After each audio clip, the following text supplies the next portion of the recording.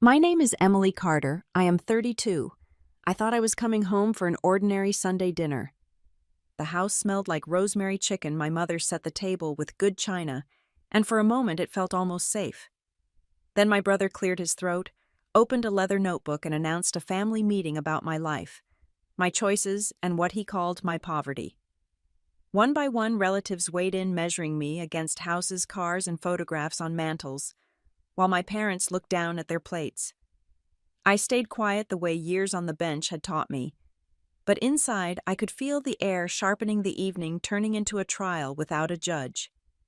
And just when the questions grew sharpest, the world outside the dining room forced its way in with news no one at that table expected.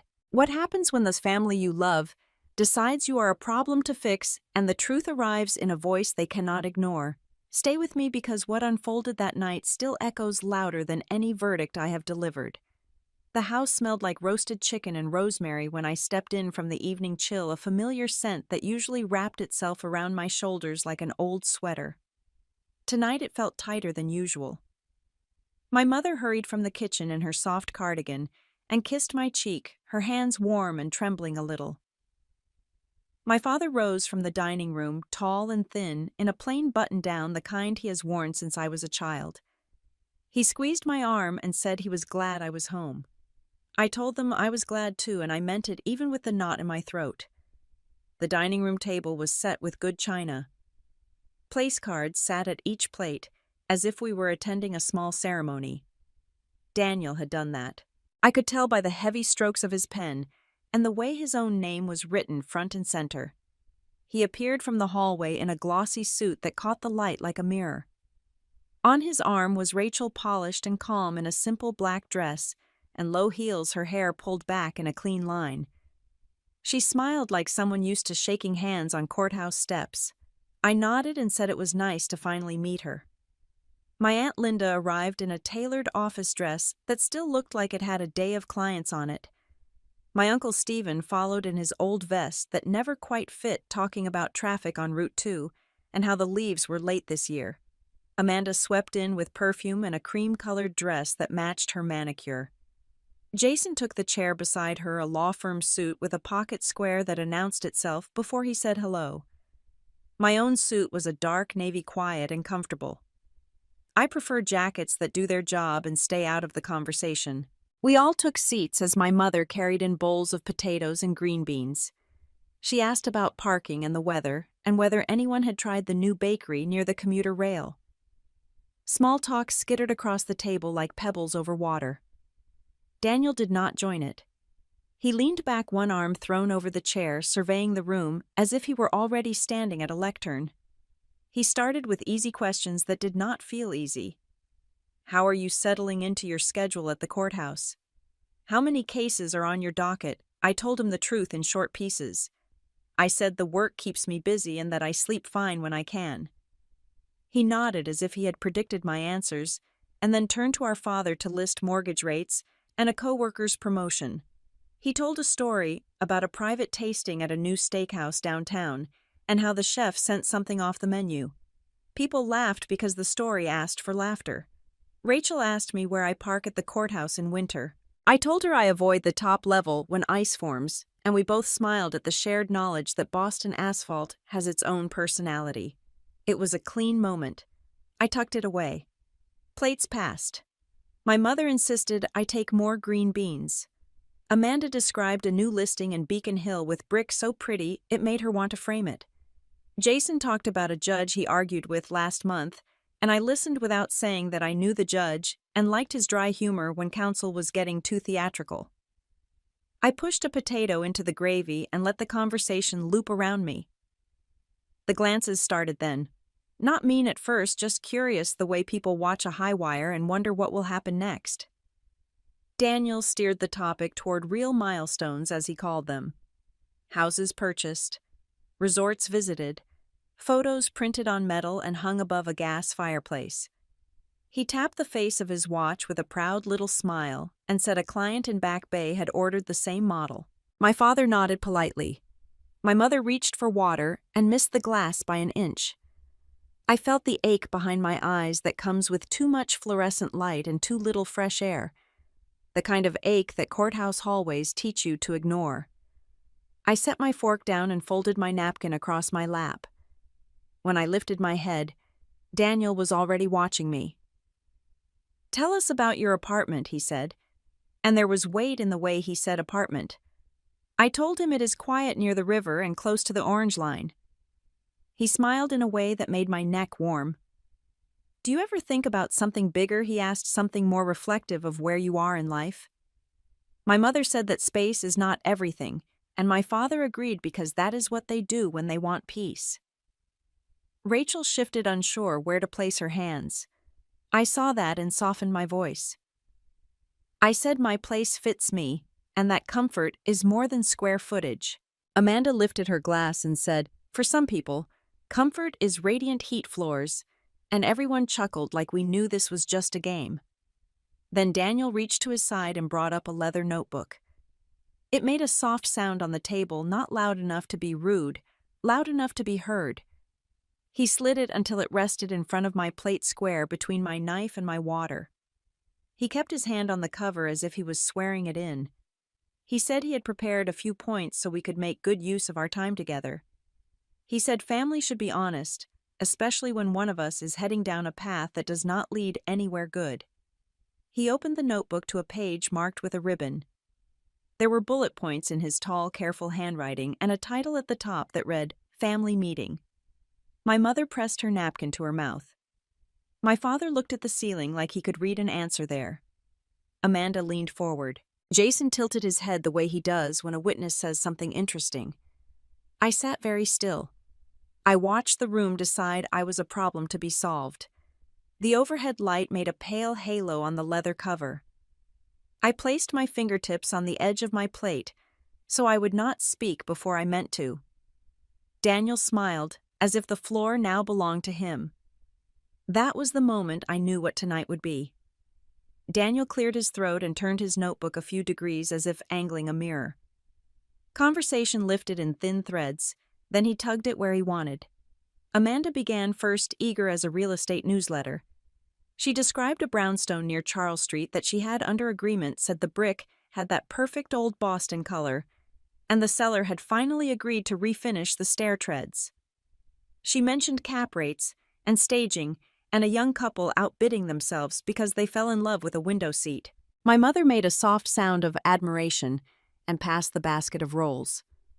Jason followed with a story about a corporate client and a term sheet that would not die. He said the partner praised his memo in front of the team that the bonus would reflect a very strong year. My father nodded and told him hard work pays off. Rachel listened with professional interest, hands folded, offering a question about filing deadlines that struck me as generous. I took a sip of water and let the glass cool my fingers. Daniel let them preen, then turned smiling and asked how I filled my evenings now that I had such a serious job. He said he hoped I had not let work swallow me whole. He said it lightly, the way you say a joke at a reunion when you want to see who laughs first. I told him I read, "I walk by the river when the wind is not rude. I call our parents twice a week." He asked if there was anyone special I wanted to tell the family about. My mother leaned forward, hoping like a small lamp on her face. My father avoided my eyes and adjusted the salt shaker. I answered in the short way I had learned on the bench, when lawyers push a question they have no right to. I said I keep my life simple and that it suits me. My mother asked whether I ever thought about children, not in a scolding way, more like a wish she had wrapped and kept in a drawer for years. I reached for her hand and said she had raised 2 children already and deserved to rest. She laughed, then bit her lip and looked down at the centerpiece. The dishes circled again. Amanda praised the crisp skin on the chicken. Jason explained to my aunt why a certain tax strategy saved one of his clients a small fortune. Daniel took the carving knife and announced he liked practical milestones. Best things you can touch: a home with a yard, a late model car, a family that fills a table. He said success should be comfortable, not abstract. He did not look at me when he said it, and somehow he also did. I kept my answers small and tidy. I asked Amanda about her favorite neighborhood to show in winter. She brightened and said, "Beacon Hill, because snow makes even trash day look like a postcard."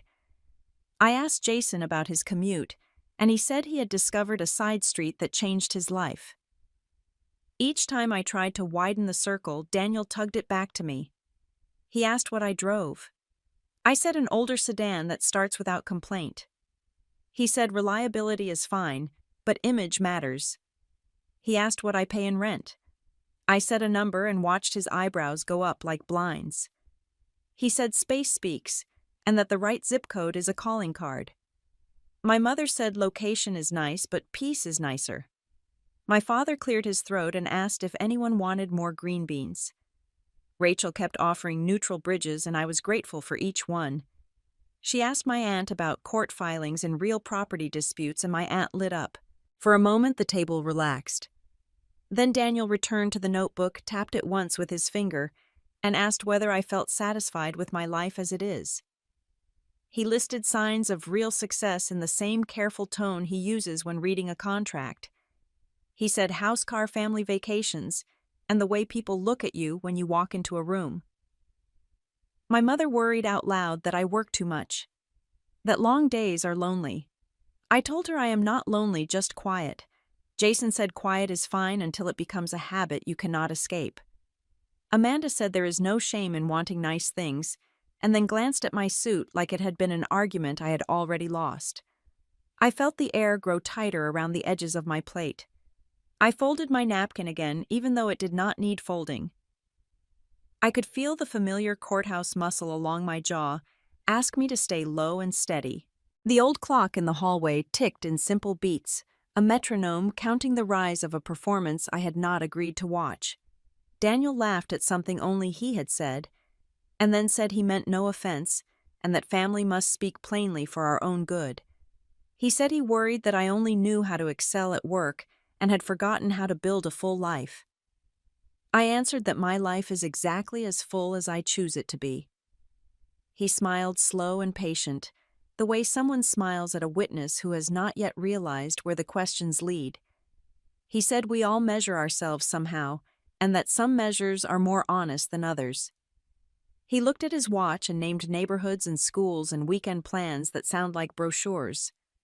I heard the scrape of a fork and the sigh of a chair and the small catch in my mother's breath.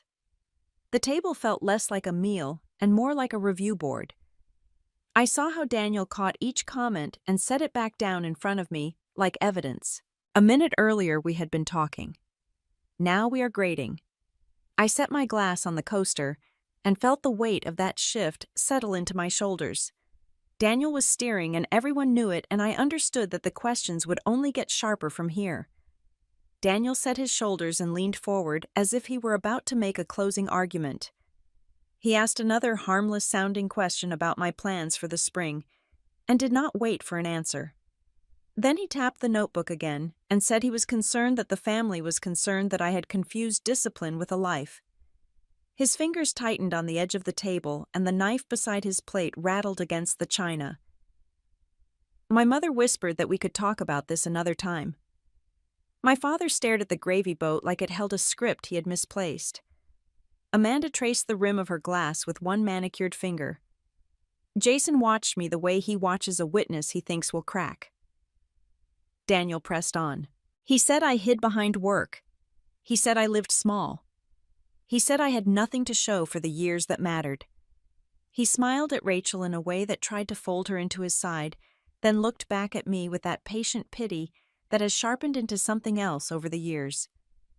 I felt my back rest against the chair and my breath find a steady cadence, the one I use when a hearing runs long. The room narrowed to the table, and the people I love, and the boy who used to race me to the mailbox and now seemed to need me to lose. The old clock ticked. A heater clicked. Somewhere outside, a car door thumped closed, and then silence slid back over the house. He brought his palm down flat on the table. It was not a strike so much as a gavel trying to be. The plates jumped. My mother flinched. Amanda let out a small laugh she did not mean and covered it with a cough. Jason shook his head and half smiled like this was finally getting interesting. My aunt and uncle went still, hands folded, eyes lowered. Daniel raised his voice and said I was a disgrace to the family. He said the words slowly like he wanted each letter to bruise. My mother bowed her head. My father's jaw worked as if he were trying to move words that would not move. There was a hot ringing in my ears that faded as quickly as it came the way a trial room resets after a verdict. I looked at Daniel and held his eyes. I told him in an even voice that he had said many things about me, and none of them were true. The words left my mouth without heat. They landed on the tablecloth and stayed there simple and solid. No one moved. The chicken cooled on the platter. Steam thinned from the potatoes. My mother gripped her napkin as if it might keep her anchored. Rachel sat very straight, her hands still, eyes steady on a point between us, as if she knew a line had just been crossed and could not be uncrossed. Daniel laughed once, a short sound that did not reach his eyes. He said he was only being honest. He said families who care do not pretend. He said someone had to say out loud what everyone was thinking. Amanda glanced at him and then at me, and something like doubt flickered across her face. Jason shifted in his chair and avoided my gaze. I picked up my water and drank. The glass was cool and ordinary, and the act of lifting it steadied my hands. I set it down and folded my napkin again. I told Daniel that honesty without respect is just a performance. My father looked up then and met my eyes, and I saw a flash of the man who taught me to drive in an empty parking lot on a Sunday morning, careful and patient. He opened his mouth and closed it again. My aunt began to say that this was not necessary, and then stopped because Daniel's hand hovered above the notebook like a threat. He said I had chosen work over love, efficiency, over family caution, over joy. He said success that does not show itself is failure wearing a costume. He said life should be visible. I felt a small warmth rise in my chest and then settle. I told him that the most important things I had learned did not need an audience. My mother made a sound like a prayer into her napkin. Rachel drew a breath to speak and then let it out. Daniel looked at each face around the table, measuring, and seemed to find enough agreement to proceed. He repeated the word he had used as if testing it for echo. Disgrace. He wanted it to stick to the walls. He wanted it to stick to me. I watched the people I grew up with shrink inside themselves to make room for the word. The light above us hummed. The neighborhood outside pressed its winter quiet against the windows. Then I felt the weight of the room shift onto me in a way I could feel in my shoulders and the back of my neck, the same way a courtroom settles when all arguments are done, and everyone waits to hear the thing that will move the air. I rested my hands on the table, palms down, and let silence do its work. No one filled it. Not my mother with her small talk, not my father with a change of subject, not Amanda with a new listing, not Jason with a legal aside.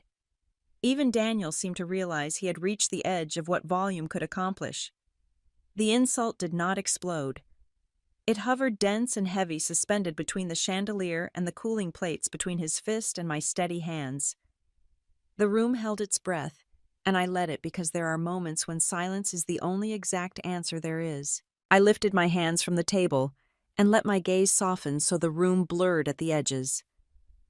Memory has a way of arriving when the present grows too sharp. I saw the cold blue light of the MIT library, and my fingers cramped from problem sets that did not care if it was midnight. I remembered coffee that tasted like tin, and the pride of a professor who scrawled, "Well done," in a margin. At Thanksgiving that year, Daniel told a story about a condo flip that went sideways. My parents placed a hand on his shoulder and said, "Losses are lessons." When I mentioned a research grant, my aunt smiled and called it a cute award. I learned in that moment to put joy in my own pocket and keep walking. The next frame was Cambridge again, this time in a building where casebooks thudded like bricks. Harvard Law taught me to fight fair and breathe when the room was made of elbows. After my first moot court argument, a judge said my cadence was clean. At a cousin's birthday dinner, my uncle wondered aloud if courtrooms were too harsh for a woman with my quiet voice.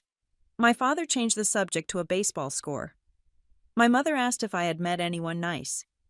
Daniel talked about a new investor who loved his vision, and I watched everyone lean in the way flowers turned to the sun. I swore to myself that I would learn to be my own weather. There were years when I worked 2 jobs and slept on a mattress that squeaked every time the heat kicked on. Daniel tried a short-term rental project that never opened its doors. The family said the city had tied his hands and that markets could be cruel. When I clerked for a judge and wrote late into the night, I was told clerks do paperwork that any bright person could do. When I won a small award for an article on evidence, an aunt said writing is nice, but real life is where bills get paid.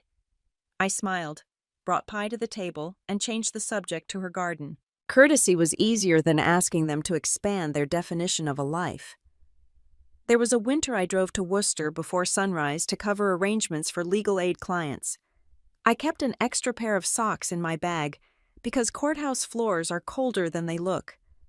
Daniel missed a payment on a commercial loan and told my parents the bank had misled him. They took him to dinner and told him he was brave to dream big. When I said I would apply for the magistrate position, my aunt wondered if I might be happier closer to home, something part-time, something with fewer hard edges. I thanked her and sent her a photo of a recipe I knew she would like. The next morning I ironed my only suit and rehearsed answers in my kitchen with a wooden spoon as a microphone.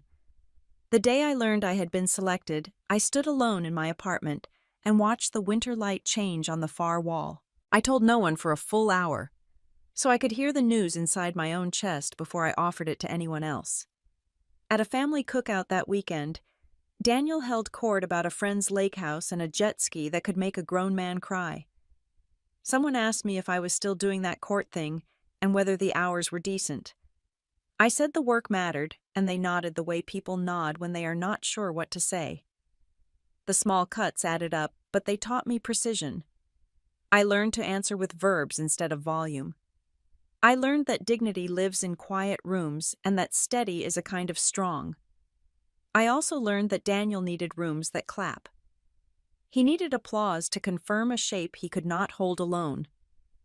When he stumbled, the family made soft places for him to land. When I soared, they asked if the air up there was too thin. It was not malice. It was a habit. It was the way they understood worth in objects that shine and stories that photograph well. The present slid back into focus. The chandelier hummed.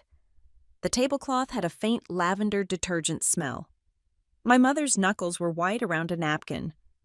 I reached for the pitcher and poured water into my glass, slow enough to hear the first hollow drumming on porcelain turn to a deeper note.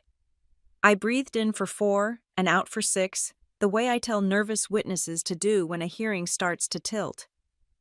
Daniel stared, like a man who had set a trap and was puzzled that it had not sprung. I could see it so clearly now, the simple engine running under his words. This was not a concern. This was envy knocking on the door dressed as care. This was the discomfort of a boy who had been clapped for his promise and now needed proof that his sister's quiet had been a kind of failure. I felt the insight settle cool and exact. It loosened the knot at the base of my skull and made room for a better posture. I was not here to win or lose a case. I was here to keep my own center while the room spun around someone else's needs. I sipped my water and set the glass down without sound. The air felt different. The edges of the evening sharpened. I watched Daniel lift his chin and signal another line of questions, and I knew what river we were standing beside and why the current pulled him the way it did.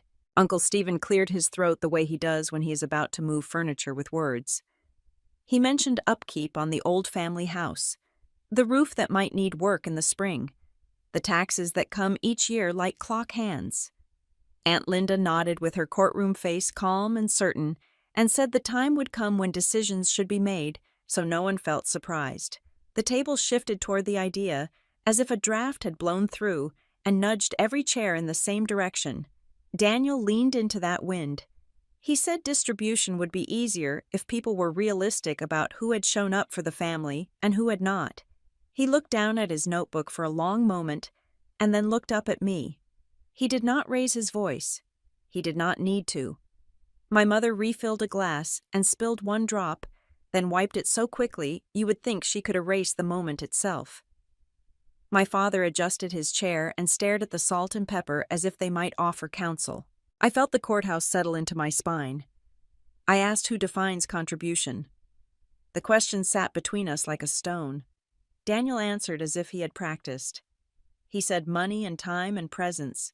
He said public proof. He said the image a family presents to the world matters, and that some of us had carried that weight while others hid in private pursuits. He glanced at Amanda, who smiled, the way a person smiles when she knows her work photographs well. Jason studied the tablecloth pattern and said nothing. Uncle Stephen added that maintenance does not happen by itself. Aunt Linda said clarity now prevents conflict later. My mother folded her napkin and unfolded it again. My father drew a slow breath. They both kept their eyes away from mine. The hurt arrived like a soft wave and receded, leaving a clean line on the shore of my patience. I kept my voice even and asked whether care looks the same in every life. Daniel said care looks like hours at the house and checks in the mail and holiday photos that do not embarrass anyone. He said care looks like being visible at graduations and yard cleanups and the charity gala where a neighbor might notice. He said care is measurable if a person is willing to count. He was not cruel, only certain which is its own kind of blade. Amanda spoke about repainting the porch last summer and how Daniel organized the latter. Jason mentioned reviewing a document for our aunt when she switched insurance carriers.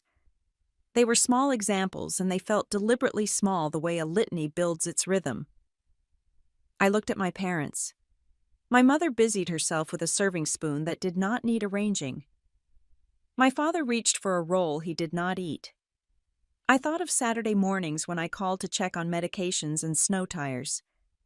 I thought of forms I had filled out for utility discounts and a medical alert device my mother pretended not to need. I thought of rides to appointments. I kept quiet because I do not take attendance when I love someone. None of that converts well into a speech. None of it fits in a photograph. Daniel said the family deserved a plan and that the plan should reflect who had invested in the family brand. He used that word and did not hear how it sounded in a dining room that smells like rosemary and old stories. Rachel shifted in her chair, and though she did not speak, the small movement added a note that my ear caught. Aunt Linda sipped water and kept her face smooth. Uncle Stephen checked his watch and announced that he had a contractor who could look at the roof if we decided to keep the place. The room waited for my answer. I laid my hands flat and felt the weave of the cloth under my palms. I said nothing. Silence is not surrender. Sometimes it is a record. I let the silence take an imprint of the positions in front of me. Uncle Stephen with his practical offers that also secure his footing. Aunt Linda with her preference for clean documents that remove uncertainty. Amanda with her practiced glow. Jason with his careful neutrality. My mother and father with their eyes turned away because looking at me would require a choice. Daniel with his notebook and his fixed idea that a life is only as real as the applause it collects. He pushed again gently as if what he asked was kindness. He said if I agreed in principle to step back from anything that might complicate the estate, then everything else would go smoothly. He said this would show good faith and reduce pressure for everyone. He placed his pen on the notebook and waited like a man who expected a signature. I kept breathing in 4 and out 6. The habit steadied the space around my ribs. I lifted my water and drank and let the cool slide under my tongue. I set the glass down and met my father's eyes for the first time since the subject began. He looked away. My mother adjusted the edge of a plate that did not need adjusting. I memorized the shape of both gestures, so I would not need to ask later whether they had happened. The urge to answer rose and passed. I thought of the rules on consent I repeat to young lawyers who confuse speed with victory. I am allowed to wait. I am allowed to think. I am allowed to decline a frame that was not built to hold me. I let my hands rest where they were and marked the seating chart in my mind. Not the place cards Daniel had written, but the true map of the evening. It would guide me when the night asked for a verdict of the heart. My eyes fell to the silver line of the knife beside my plate, and the stainless reflection carried me to a different table long and lacquered inside the Moakley Courthouse, where winter light comes off the harbor like a sheet of glass. It was early in 2024 when Genora Therapeutics and Helix Pharma faced each other across counsel tables stacked with binders. The court reporter tested her machine. The attorneys pretended not to stare at one another while they waited for me to take the bench. I remember the feel of the wooden armrests under my palms and the way the room always settles once the first motion is called. Discovery had turned into a trench. There were privilege logs that read like riddles, email servers that conveniently forgot lab notebooks that did not travel when they should have. I listened, I asked what I needed, and then I asked what no one volunteered. The record grew careful and complete. When I issued my order, compelling production under Rule 26 and addressing sanctions under Rule 37, I wrote it the way I wanted a young lawyer to read a ruling 20 years from now, clear and exact, and anchored in the facts. Helix complained that I had overreached. Genora complained that I had not reached far enough. That is usually when I know I am close to the right line. Weeks later, Helix tried a backdoor escape and sought extraordinary relief. The district judge reviewed the order and adopted it in full. The First Circuit declined to disturb it. The law did what the law can do when it is given the chance. Nobody clapped. No champagne appeared. There was only a cleaner record and counsel who behaved better the next time they stood in my courtroom. At a family brunch not long after Daniel described my work as chasing headlines the way people chase trend diets, an aunt said perhaps I would be happier if I taught part-time at the community college, something gentle and closer to home. My father changed the subject to the Red Sox, while my mother put a slice of quiche on my plate and asked if I was eating enough. I took a polite bite and let the conversation move like a river around a rock. Inside the courthouse, I saw the change. A partner who had argued in that hearing nodded to me in the hallway with a respect that had not been there before. A young associate sent a short note that said the order helped her push back on a senior who had been cutting corners. An older clerk from another floor stopped me in the elevator and said good work in a voice that carried the weight of 3 decades. It was not a parade. It was the steady hum of a machine running as designed. Back at the table tonight, I watched gravy glisten in the cut of the platter and remembered the feel of that courtroom quiet after a ruling lands. Breathing became easy again. 4 in and 6 out. The sounds around me thinned into a manageable chord. Amanda spoke about a contractor who can make plaster look like silk. Jason admired the strategy of a rival firm and measured his own year against it. Uncle Stephen checked his watch and rehearsed an offer to call a roofer. Aunt Linda kept her eyes soft and her jaw set the way she looks when she has decided she will not escalate a thing. Daniel studied me as if he could find an expression that would give him leverage. He has always believed that if he can push a tone high enough, the substance will tilt to meet it. I know better. I have seen the loudest voices lose in the quietest rooms. Rachel rested her hands on the edge of her plate, steady and still. My mother reached for a dish that did not need to move. My father looked at me and then away as if he wanted to claim a side and could not find the path to it without tripping an alarm. I let my shoulders sink back into the chair. The courthouse discipline returned like a well-sewn hem. I did not argue. I did not try to rescue the evening. I noted the facts as they appeared. A proposal about the house presented as prudence but sharpened like a tool. A brother who needed the family to act as a mirror. Parents who confused silence with peace. None of it required a ruling tonight. The dinner was small compared to a docket that stacks itself before dawn. I have sat in rooms where a single sentence shifts millions of dollars and the path of a drug meant to ease a human body. I have watched lawyers flush with anger and then stand down because the rules are the rules and because a court is not a stage for a person's ache. This table did not frighten me. It asked for patience the way a hearing asks for order. I could give it that. My fork touched the plate and made the softest sound. I lifted my glass. I tasted water and rosemary in the air and something cooler than both. There is a moment in every proceeding when you realize you do not need to prove anything to anyone. That moment arrived like a coat across my shoulders. I set the glass down and let my hands rest where they were. The night would keep its pace without my pulse pushing it faster. I would answer when I chose. For now, I owned the space inside my ribcage, and that was enough. A small current of calm ran through me and carried me to gentler rooms. I saw Michael standing in my kitchen in a sweater the color of wet stone sleeves, pushed to his forearms, hair still damp from the rain. He set a paper bag on the counter and began unpacking containers like a magician who prefers ordinary miracles. There were dumplings from a hole in the wall near his apartment in Bethesda, a bright salad he had chopped in his own kitchen before catching the late train, a small container of ginger syrup he swears can redeem any bad day. He moved easily, not performing, just making space livable. He nudged the heat on the stove and told me without words that food will do its job if I let it. He wears button-downs that are always one wash away from soft and cardigans, with elbows his favorite books have brushed against. He tells stories with his hands even when he is quiet.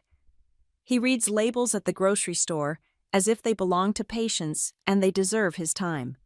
When he visits Boston, he leaves behind small improvements that I find days later. A lamp angled better for evening reading. A plant moved to a window that understands it. A tea bag tucked into my briefcase with a note that says, "Only drink this when you stop." There was a night last winter when the wind ran sharp along the river and the courthouse lights looked tired. I came home to a container of congee on my doorstep, still warm beneath a folded hand towel, and a text that said he was already back at South Station, because morning meetings do not bend. I ate standing up and laughed out loud in an empty room because kindness had a way of refilling the oxygen in the air. Daniel once called him a nerd after seeing his picture at my mother's house, the one where he is wearing a wool cap and holding a stack of journals with a smile like he forgot the camera. He meant it as a jab. I kept the word and polished it until it shone. If curiosity and care make a man a nerd, then let the label stand. Michael asks real questions and hears answers to the end. He is loyal to facts and to people. He learns a street by walking it and learns a person by paying attention. He says little about himself, and he does not keep score. The only list he carries lives in his head, and it is titled Ways to be Useful. On the nights when my brain refuses to stop sputtering, he sits on the floor and leans against the couch while I type. He reads something dense for his own work, and now and then he looks up, meets my eyes, and reminds me to drink water. When I slide into those last mean hours, he closes his book with a quiet finality and tells me with a nod that nothing good gets written after midnight. He rolls his sleeves and puts my laptop to bed like a stubborn child, then walks me to the door and makes sure I lock it, even though he is still inside. We lie on top of the comforter and listen to the radiator talk. He counts my breaths as if they were pieces of glass in his palm and does not fall asleep until mine lengthen. He loves unfancy places. Diners with cracked vinyl booths. Coffee shops where the barista knows your order because there are only 4 options. Public libraries with that book dust smell that refuses to leave. He stands in front of old maps and points out forgotten rivers with a reverence that belongs in a chapel. At the farmer's market near NIH, he buys apples from a man who refuses to call anything organic and swears at the sky when the weather lies. When I visit him there, we walk on the Capitol Crescent Trail and share a paper bag of roasted peanuts and let conversation idle in a low gear until something worth saying arrives. He never asks me for the parts of my work that do not belong to anyone else. He is careful around boundaries the way a good scientist is careful around voltages. He knows the names of my chamber staff and remembers who likes lemon bars and who prefers oatmeal cookies. When I panic about time, he sets an actual kitchen timer and insists we take 10 minutes with no screens. When I forget to eat, he slices a pear with the attention of a surgeon and salts it like a friend from childhood taught him. My phone buzzed against the table. The vibration felt like a small bird against my hand. His name was on the screen. He would be finishing a late lab meeting walking under the Bethesda streetlights with his backpack crooked on one shoulder. He would ask if I got home safe and whether my mother liked the flowers he sent last week. He would wait for the space between my sentences and then fit inside it without crowding me. I pressed the side button and silenced the call. I did not need words to know what he would say. Around me the table resumed its familiar shuffle. Silverware tapped. Water glasses moved and stopped. The clock in the hall kept time the way it always has. I placed my phone face down and thought of his hands turning a hot pot off the burner before it sputters. The room steadied. The noise sorted itself into a pattern that did not demand anything from me. I pictured the clean lines of his kitchen and the way he leaves his shoes by the door with an apology to the floor. The thought anchored me where I sat, a simple knot tied to something that holds. I lifted my fork and tasted what was in front of me, and felt ready for the weather that was coming. Daniel reached into his briefcase and brought out a stiff stack of papers that had the weight of intention. He squared the edges with a little tap, then slid the stack to the space in front of my plate. The leather notebook sat beside it like a witness ready to be sworn. He uncapped a pen and laid it carefully on top as if the gesture itself were reasonable. Uncle Stephen cleared his throat and said, "Paperwork can save families a lot of trouble." Aunt Linda nodded with her lawyer calm and murmured that clarity prevents conflict. Amanda leaned in with bright eyes that love transactions. Jason angled his chair for a better view. My mother reached for the serving spoon and moved green beans that did not need moving. My father steadied his water glass with 2 fingers and watched the table as if it were a patient he could keep alive by will. Daniel said this was a simple draft. He said it was a letter of intent and a quitclaim draft for my signature, so there would be no confusion when the time came. He said it would spare me stress later and keep things smooth. He did not look at me when he said my signature. He looked at the pen. The suggestion sat there neat and heavy. I touched the top page and felt the dry grit of laser printer dust. I turned the first sheet just far enough to see the heading, then placed it back the way it was. I asked if he had brought a notary. I asked where my independent counsel was in this plan. The words were easy to say. They tasted like common sense. Amanda smiled the way people smile in open houses when they want the couple to picture a life that is not theirs yet. Jason had the tight jaw he gets when he likes the angle of an argument. Uncle Stephen said not everything needs to be formal when the family is in agreement. Aunt Linda added that preliminary signatures can reflect intent. My mother kept folding her napkin. My father took a breath and let it out in a way that said he wanted peace more than anything else. Daniel's voice softened, and the softness was the point. He said this was a family matter. He said we could be practical. He said a signature tonight would put everyone at ease. He tapped the pen once and waited. I saw the old habit in him, the need to build momentum until the rest of us felt carried and mistook it for choice. Rachel's phone buzzed. She glanced down, hesitated, and whispered an apology as she stepped toward the front hall. The air shifted in her absence, small but noticeable, as if a window had closed and the room remembered its own stale heat. Daniel leaned closer without moving his chair. He said again that it would be wise to keep things simple. I rested my palm on the tablecloth and found the weave with my fingertips. I felt the courthouse return to my shoulders, not as armor but as posture. I told him that any signature from me will go through my counsel and follow proper legal procedure. I told him there would be no documents signed in the dining room. The words did not rise or fall. They simply stood where I placed them. Amanda made a tiny sound of disappointment. Jason clicked his tongue against his teeth and went still. Uncle Stephen said perhaps we were getting ahead of ourselves. Aunt Linda folded her hands and watched me with a careful neutrality I recognized. My mother's eyes shone with a plea that had no specific request inside it. My father looked at Daniel, and then at the papers, and then at his own hands. Daniel tried a gentler angle. He said if I agreed in principle, it would help him plan. He said he had managed much of the maintenance for years and that this would formalize what everyone already knew. I let the statements pass. They found no purchase. He nudged the stack closer by a fraction of an inch. The pen rolled and stopped against my fork.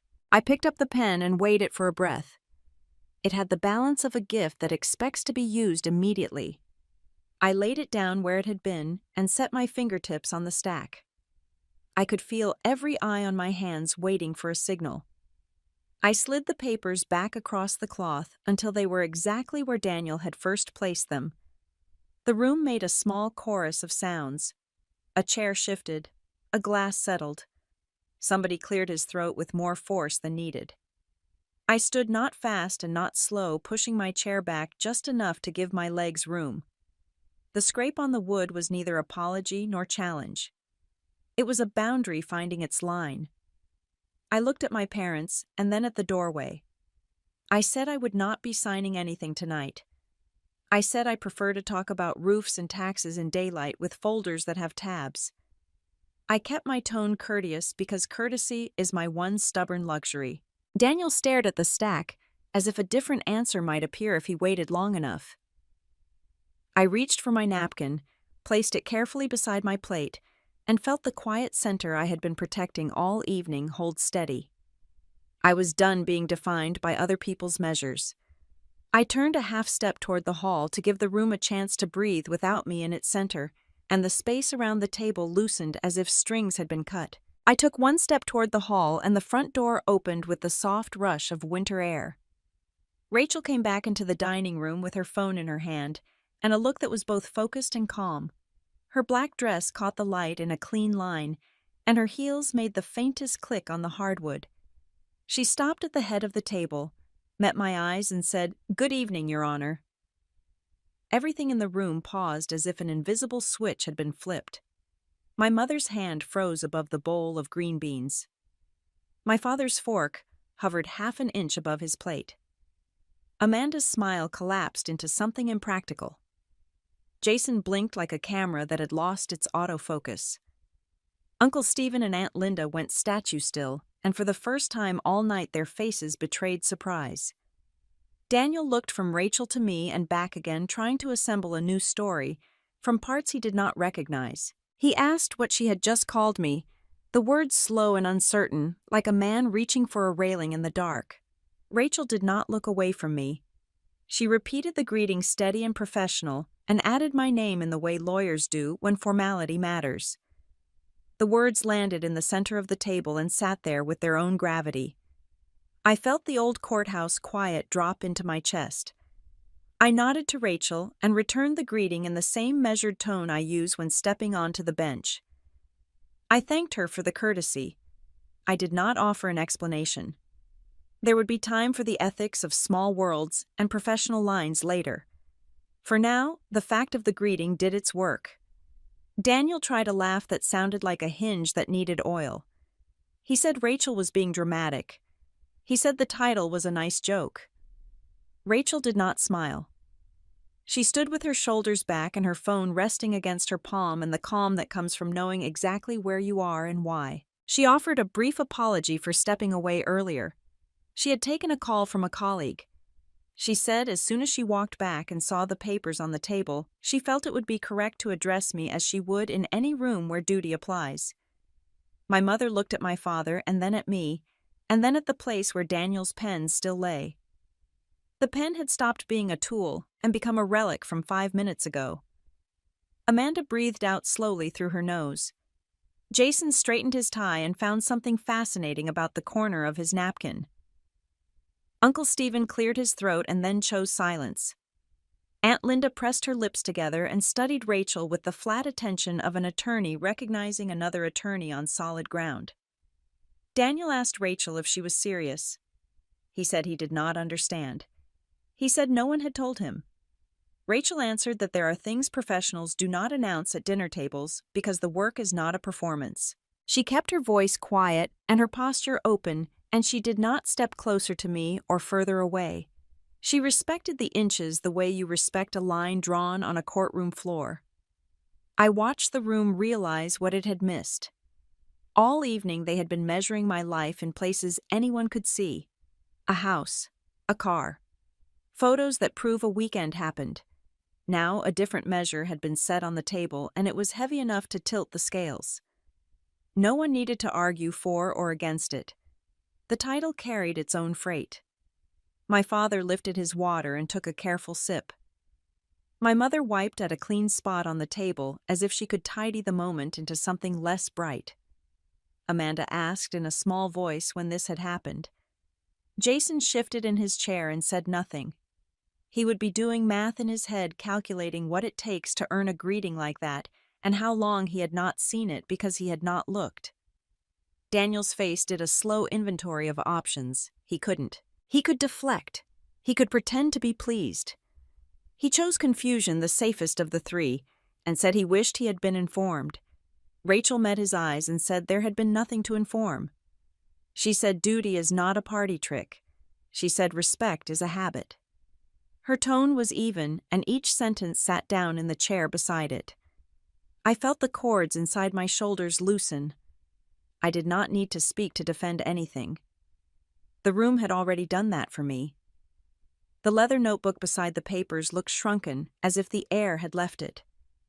The place cards Daniel had written with such bold strokes seemed small and fussy, now earnest little flags in a landscape that had quietly rearranged itself. The radiator clicked, and the clock in the hall kept time as if nothing had changed. Everything had. I reached for my water, lifted it, and the glass felt lighter than it had all night. I let my gaze travel around the table, recording faces the way I record a ruling for the record. Mother pale but watching, Father solemn and awake, Amanda brittle at the edges, Jason reassembling himself, Stephen and Linda recalculating, Daniel untethered, Rachel composed and her business chic eyes steady with respect. There are moments when a single word shifts the ground beneath a room. Tonight it was a title spoken plainly. I let the silence that followed settle into the corners and knew that whatever came next, no one here would ever again confuse my quiet with absence. Rachel breathed once as if setting a folder on a desk and spoke in that even register lawyers practice on mornings before court. She said I serve as a United States magistrate judge in the District of Massachusetts.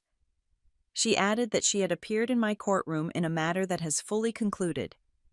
She said tonight we would not discuss any case, and that is the standard we owe the work and one another. Her words were simple, and they stood up straight. I answered in the same steady way I use when I want the room to hear the rule and the reason. I said I will disclose this relationship as required, and I will recuse if needed under 28 U.S.C. Section 455. I did not look at Daniel when I said it. I spoke to the table the way I speak to a record that will outlast the people in the room. Something unclenched near my mother's mouth. My father sat taller, as if his spine remembered how to hold him. Aunt Linda gave the smallest nod, a quiet professional salute that says the boxes are ticked and the line has been drawn in the correct place. Uncle Stephen folded his hands and watched Rachel with a new caution, like a man who has realized there is more structure here than he first assumed. Amanda reached for her phone. Her screen lit her face with the blue of certainty. She scrolled with purpose and then stopped and read in a voice that tried to sound casual and could not quite find the note. She said Fortune has a list this year called 40 Under 40 in Law and Policy, and that my name sits on it beside a short line about clear rulings and courtroom decorum. She looked at me then, not the look she saves for clients, more like a person who has just noticed a mountain that was always behind the house. Jason had opened his own phone before she finished. He searched with the focus he uses when he wants to catch an opposing counsel in a small mistake. He found a piece in Massachusetts Lawyers Weekly that described a discovery order I issued last winter, the one the district judge adopted in full and the First Circuit allowed to stand. He did not read it out loud. He read it into his expression. The corners of his mouth lost their easy curve. He lifted his eyes and met mine, and I saw the exact moment he accepted that the work I do has a weight he had not credited. Daniel did not move. His hand rested on the leather notebook that had anchored him all evening. The pen beside it had rolled a half-inch and stopped against the paper like a chore that no longer made sense. He blinked once and then again. He tried to find a sentence that would turn the air back the way it had been. He came up empty. Rachel did not fill the quiet.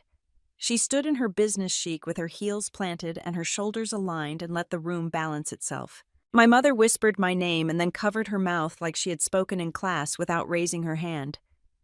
My father set his glass down with care and nodded once toward Rachel, as if to thank her for naming the weather. I felt the hush you get in a courtroom when law and fact finally meet. It is not loud. It is a small click that locks the drawer. Ethics had been placed on the table with the same clarity as a statute book. Public recognition had arrived beside it with the faint chime of a news alert. The story that I was a disappointment could not stand between those two pillars. It sagged under its own weight, and then it disappeared. Amanda cleared her throat and said she had not realized the scope of my calendar. Jason said he had read the order and that it was tight work, and then he looked down as if embarrassed by the compliment because he owed it to someone he had teased. Aunt Linda allowed that families sometimes lag behind institutions in acknowledging merit. Uncle Stephen said that roofs do better when the people under them know how to carry their load. My mother reached for my hand and then let it rest on the table an inch away, as if she were afraid to start something she could not finish. My father looked at Daniel. Daniel opened his mouth and nothing came out. He closed it and moved the notebook and then put it back where it had been. He tried a smile and abandoned it. The pose he wears in rooms he wants to control would not return to his body. He watched the documents he had brought as if they might transform into the tools he needed and found only paper. Rachel adjusted her phone to silent and slipped it into her clutch. She turned to me and gave a small nod that carried no warmth and no cold, only respect. I returned it. The etiquette of our work had taken its place in the center of the table and asked no one's permission to be there. The radiator ticked. The hallway clock kept time. Plates sat cooling under the light, unchanged by the fact that the ground beneath us had shifted. I rested my hands on either side of my plate and let my breath even out 4 in and 6 out. The evening had drawn its own line. A code had been named in plain English. A reputation has been certified by people who do not come to this house. There was nothing to argue and less to fix. I let the stillness stand and watched Daniel understand that the word he had chosen for me would not find a place to stick. My mother broke first. Her lips trembled and she set her napkin in her lap as if that tiny act could steady her. Tears came without sound. She said she was sorry for every minute she had let pass without standing between me and unkindness. She said she had been afraid to pick a side, and that fear had dressed itself up as silence. My father reached for her hand and held it in both of his. He looked at me with the old look that belongs to childhood mornings, the one that says, "I see you." He said he had failed to speak when it counted, and that he wished he could rewind the evening and place himself where he should have been next to his daughter. Amanda cleared her throat and tried to swallow her embarrassment. She said she had measured my life with the wrong ruler. She talked about granite countertops and school districts and how easy it is to think that shiny things mean safety. She said she had been wrong. Jason sat straighter and admitted that he had enjoyed the game of comparing. He said he knew better. He said that watching a person hold a room without raising a voice should have told him something years ago. Neither of them looked at Daniel while they spoke. The shape of the family shifted by inches. Uncle Stephen went quiet in the way practical men do when they realize the room no longer needs their fixes. Aunt Linda folded her hands and stared at the seams of the tablecloth. The practiced certainty on her face softened into something more human. They did not add advice, and I counted that restraint as respect. Rachel turned toward Daniel. Her posture stayed elegant, but the air around her was colder. She told him that bringing drafts to the table and pressing for signatures in a family dining room was beneath him and beneath the standard they keep in their work. She did not raise her voice. She did not need to. Each word landed with the finality of a filed order. Daniel opened his mouth and closed it again. He looked smaller inside the suit he had worn like a costume all night. His hand hovered over the papers and then fell to his side.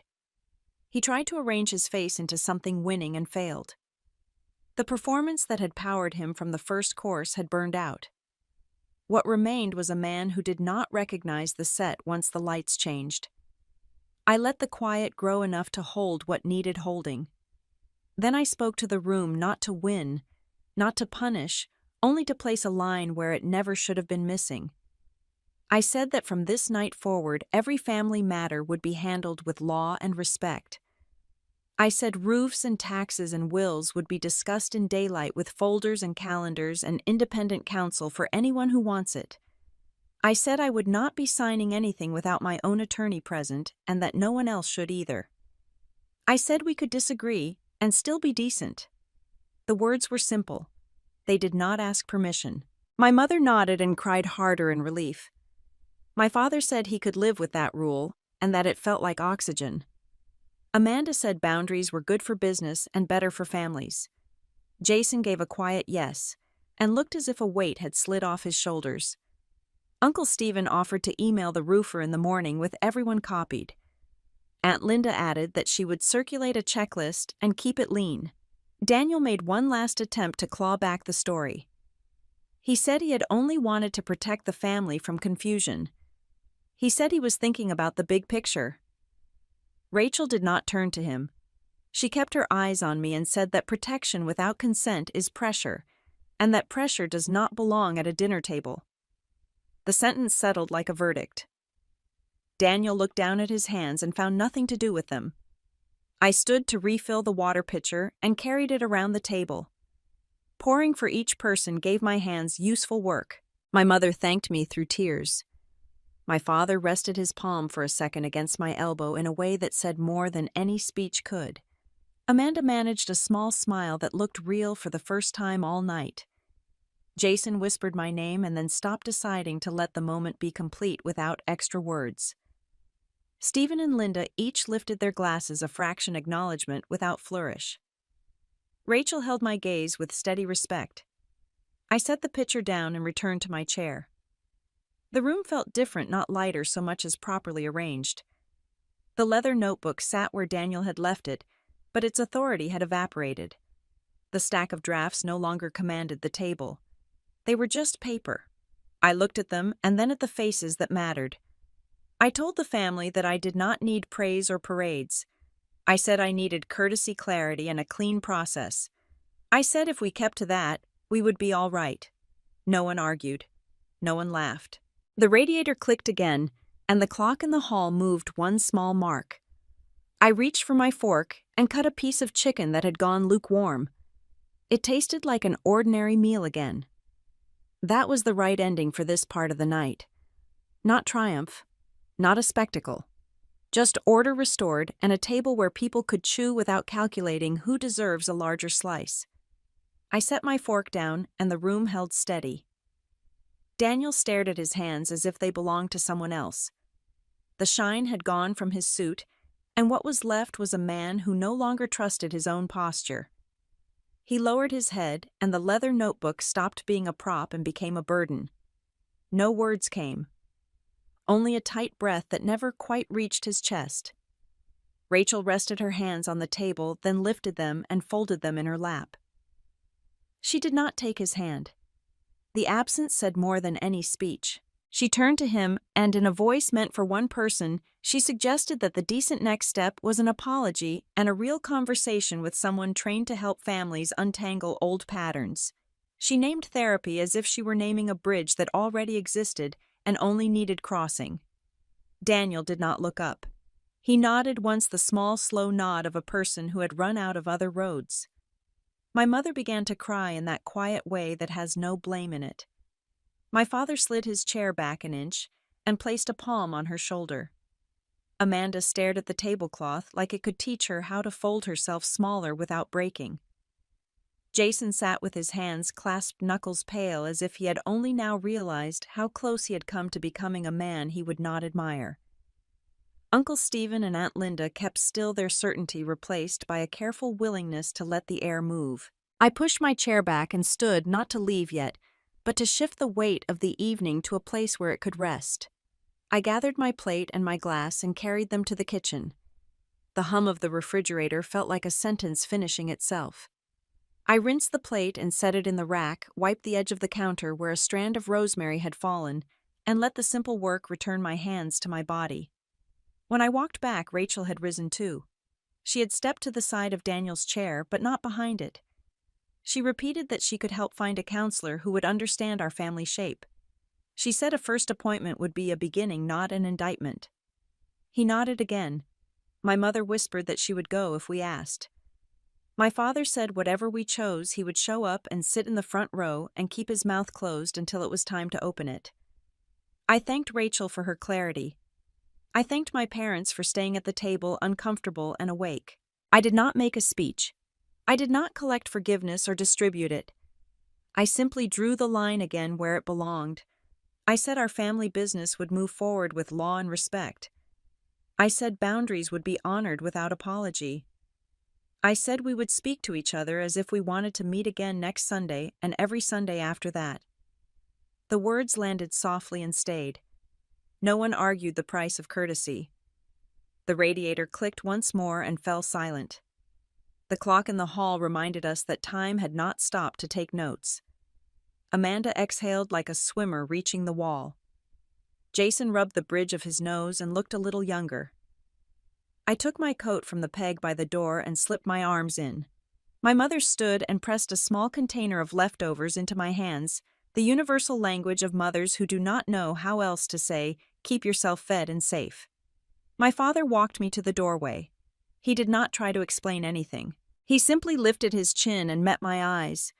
And in that look, I heard all the words he did not clutter the night with. Rachel stepped toward me and said she would email me the names she had mentioned. Her tone was neutral and respectful, the way good work sounds when it is not trying to win a prize. I told her I appreciated it. Daniel stood, but did not reach for me. He said he would make calls in the morning. He said he would apologize. The sentences were small and plain, and for once that was exactly right. I paused at the threshold and took a breath that went all the way down. Cold air slipped in from the porch and brought the smell of snow, even though the sky had not made up its mind. The house behind me was no longer a stage. It was a room where order had been restored and where people had been reminded how to sit with one another without keeping score. Justice is not only a thing that happens under a seal and a flag. It is the way a brother lowers his voice and listens. It is the way a mother reaches for a hand instead of a napkin. It is the way a family learns to use daylight and calendars and consent. Tonight was not a verdict so much as a new rule entered on the record. We would be better to one another, or we would stop pretending. Both were a kind of mercy. I said goodnight to each face in turn, not as a judge, not as a problem to be solved, just as myself. I stepped onto the porch and pulled the door closed gently so it would not rattle the glass. The street was quiet and the cold felt clean. My car waited under the streetlight, ordinary and faithful.